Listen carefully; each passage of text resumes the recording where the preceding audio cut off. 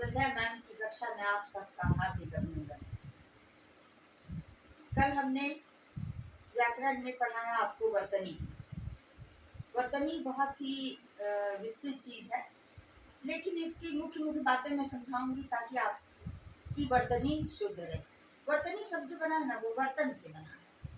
वर्तन मीन्स किसी का अनुकरण करना, किसी के पीछे चलना, यानी जो हम बोलते हैं उसको हमें उसी तरह से लिखना, ये वर्तनी कहलाती है। वर्तनी में मुख्य बातें हमने सीख ली हैं। आज मैं बताऊंगी आपको कि वर्तनी में र का जो प्रयोग है, कल हमने बताया आपको कि रेफ है, रीकार है, र संयुक्त है। अब रेफ को कैसे लिखते हैं, इसमें भी बहुत गलतियां होती हैं। जैसे मैंने देखिए आशीर्वाद लिखा है। अब आप बताएं कि इसमें से कौन सा सही है।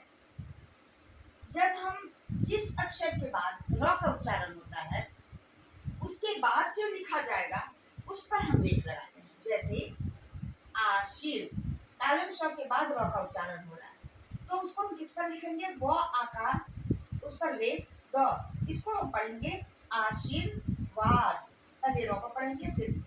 जैसे बहुत जगह आपने देखा होगा कि ऐसे लिखा जाता है, लिखा होता है बहुत जगह आरसी, इसको हम पढ़ेंगे आरसीवाद। ये जो है हमारा, ये गलत है, ये सही नहीं है। हमें जिसका उच्चारण करके देखना है कि र का उच्चारण कहाँ हो रहा है, जिस अक्षर के बाद हो रहा है उसके बाद जो लिखा जाएगा उस पर हम रेफ लगाते हैं। जैसे गर्म, अब देखिए गौ के बाद र का उच्चारण हो रहा है, हम कैसे लिखेंगे? म पर लिखेंगे रेफ। जैसे नर्म, हर्ष, कैसे लिखेंगे? ह मूर्धन्य श और तब रेफ पढ़ेंगे कैसे? हर्ष, र का हल्का उच्चारण। ठीक है। अब नेक्स्ट आता है हमारा कि र में जो ऊ का प्रयोग होता है वो भी अक्सर गलत होता है। र में ऊ का प्रयोग कहाँ करते हैं, कैसे करेंगे, हम कैसे लिखेंगे? तो र में यदि हमें दीर्घकार लगाना है, यानी कि मान लीजिए रूप लिखना है, तो हम कैसे लिखेंगे? र दीर्घकार प। देखिए दीर्घ ये बीच में आएगा, नीचे नहीं लिखा जाएगा। ये र के ठीक बीच के जगह पर दीर्घकार प। यदि हमें लिखना है रुद्र, रुद्र, तो कैसे हम लिखेंगे? र ह्रस्वकार द्र, रुद्र। इस तरह से हम लिखते हैं र ह्रस्वकार और र दीर्घकार। बहुत जगह आपने देखा होगा कि र में बच्चे क्या करते हैं, लगा देते हैं नीचे। नहीं, ये गलत है, ये नहीं होना चाहिए। इसके बाद आपको कि अनुस्वार, चंद्र बिंदु, संयुक्त अक्षर और अनुनासिक, ये चार चीजें हमें सीखनी है। चंद्र बिंदु वहां लगता है जहां अंग का उच्चारण होता है, अंग। जैसे चंदन, चंदन, तो हम चंदन कैसे लिखेंगे?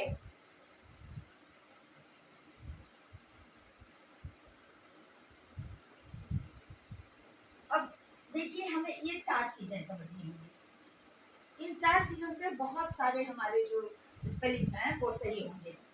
अनुस्वार, अनुस्वार कहते हैं हम जब इस लाइन के ऊपर हम लगाते हैं बिंदु, वो अनुस्वार होता है।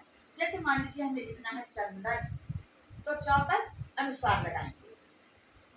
लेकिन यदि हमें लिखना है माँ, माँ, अनुनासिक किसको कहते हैं? अनुनासिक जिसका उच्चारण नाक से हो। तो माँ लिखना है, चांद लिखना है, तो हम कैसे लिखेंगे? तब हम लिखेंगे च आकार, चंद्र बिंदु और द, ये। इस पर हम बिंदु नहीं लगा सकते हैं, अनुस्वार नहीं लिख सकते हैं।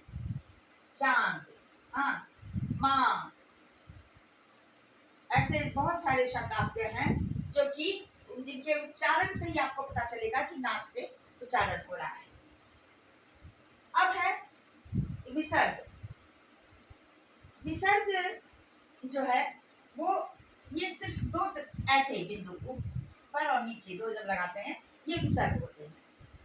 जैसे प्रातः, प्रातः लिखने के लिए हमें तो में ह लगाने की जरूरत नहीं है, हमें लिखेंगे हम प्रा तो और विसर्ग, लेकिन इसका उच्चारण कैसे होगा? प्रातः। ठीक है, ये विसर्ग होता है। और अब है संयुक्त वर्ण। संयुक्त वर्ण क्या है? अक्ष, त्र, य और श्र। अब देखिए ये किनसे मिलके बना है? अक्ष, अक्ष जो है वो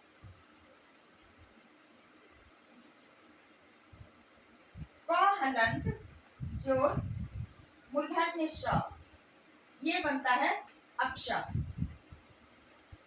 ठीक है, त्र, त्र जो है वो क हलंत जोड़ र, मिलके बना त्र। य,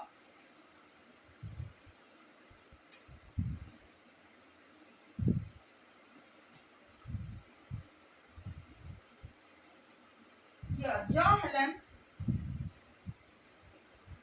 जोड़ य, ये बनता है य। और